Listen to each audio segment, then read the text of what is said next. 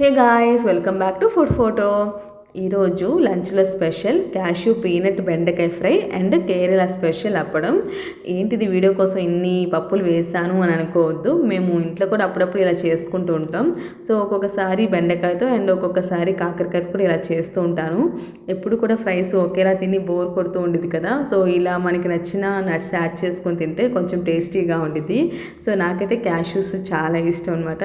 So అవి ఏంటంటే నార్మల్గా తినడం కన్నా ఇలాగ కర్రీలో యాడ్ చేసుకొని తిన్నప్పుడు ఇంకా టేస్ట్ కూడా ఎక్కువగా ఉండిద్ది.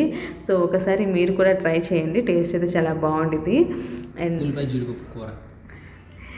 ఇక్కడ మా వారైతే సెటర్ వేశారు. యాక్చువల్గా ఆ రోజు ఏమైందంటే కర్రీలో కొంచెం ఆనియన్స్ ఎక్కువ అయింది, బెండకాయ అయితే తక్కువ అయిపోయింది. ఇంక అందుకని పెద్ద ఉల్లిపాయ కర్రీ అని అంటున్నారు.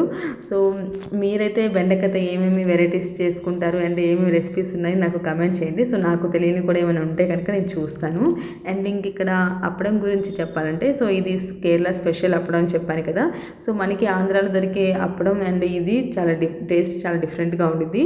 సో ఇందులో కూడా ఇంగ్రీడియంట్స్ ఉరద్ దాల్ అండ్ అలాగే బియ్యం పిండి, సాల్ట్ అండ్ కొంచెం మైదా కూడా యాడ్ చేస్తారు. సో చాలా పలుచగా ఉంటాయి అన్నమాట. టేస్ట్ వైజ్ అయితే ఇది కూడా చాలా బాగుండిద్ది.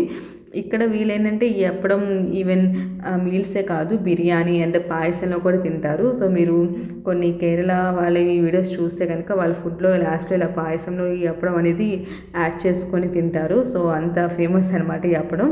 ఈవెన్ మనం బయటకు హోటల్కి వెళ్ళి బిర్యానీ తెచ్చుకున్నా కంపల్సరీగా ఈ అప్పడం అనేది ఇస్తారు.